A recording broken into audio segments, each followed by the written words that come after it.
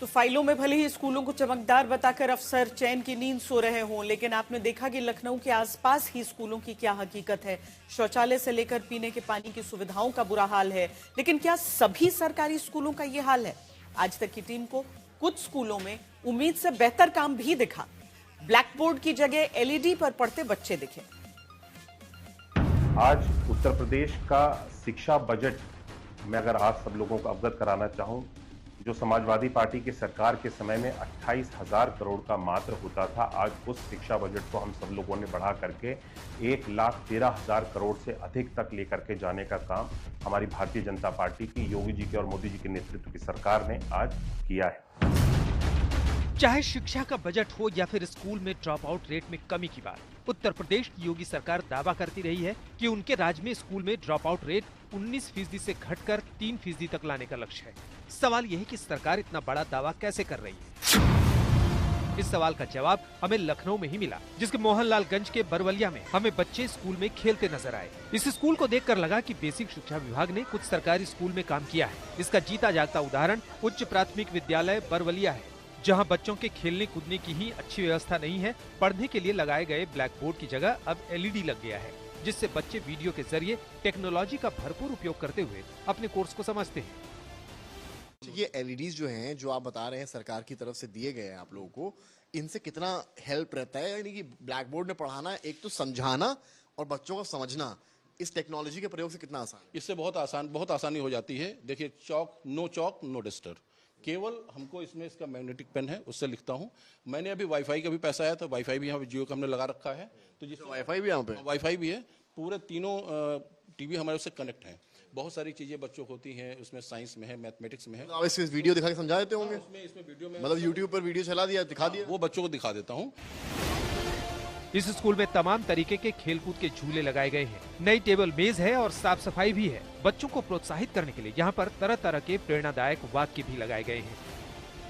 हम इस वक्त हैं एक ऐसे प्राथमिक विद्यालय में जहां पर अगर आप तस्वीरों को देखेंगे तो आप समझेंगे कि यहाँ पर किस तरीके की व्यवस्थाएं की गई हैं।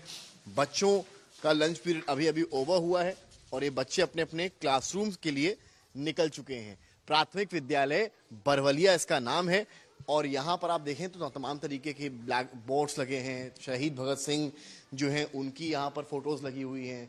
यहाँ पर आप आएंगे तो आकाशवाणी, रीड अलॉन्ग, तमाम जो योजनाएं हैं हाइट नापने के लिए, एक तरीके से कार्टूनी तरीके से जिससे बच्चों को अट्रैक्ट किया जा सके, वो सारी चीजें हैं। यहाँ पर देखिए पूरा एक तरीके से जो कैबिनेट गठित है वो उसकी जानकारी पूरी दी गई है।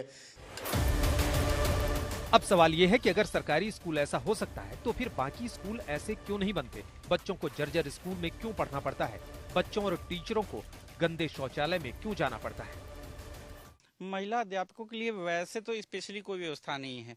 जहाँ पे शिक्षक अपनी मर्जी से अगर बच्चों के टॉयलेट में जाना चाहें तो वहीं जा सकते हैं, अन्यथा उनको खुले में जाना पड़ेगा। इस हेतु व्यवस्था हम लोगों के स्कूल में नहीं करी गई है और जहाँ भी महिला शिक्षिकाओं के लिए व्यवस्था नहीं है वो लोग भी खुले में ही जाती हैं। अध्यापक ही खुले में जाएंगे तो बच्चे क्या सीखेंगे? हाँ, इसमें थोड़ा सा तो हम लोगों को भी शर्मिंदा होना पड़ता है कि हम लोगों का मन नहीं करता, फिर भी हम लोगों को जाना पड़ता है कई बार शिक्षकों को। सवाल यह है कि इन स्कूलों का बजट कहां चला जाता है? क्या इसमें भी खेल होता है? इसलिए बच्चों और शिक्षकों को बुनियादी चीजें नहीं मिल पाती हैं। ये समस्या हमने देखी, इस समस्या के लिए 3 साल से लगातार लड़ रहा हूँ, 3 साल से। और हमने इसके लिए कितने पत्र लिखे हैं, हर पत्र का जवाब कुछ ना कुछ घुमा के दे देते हैं।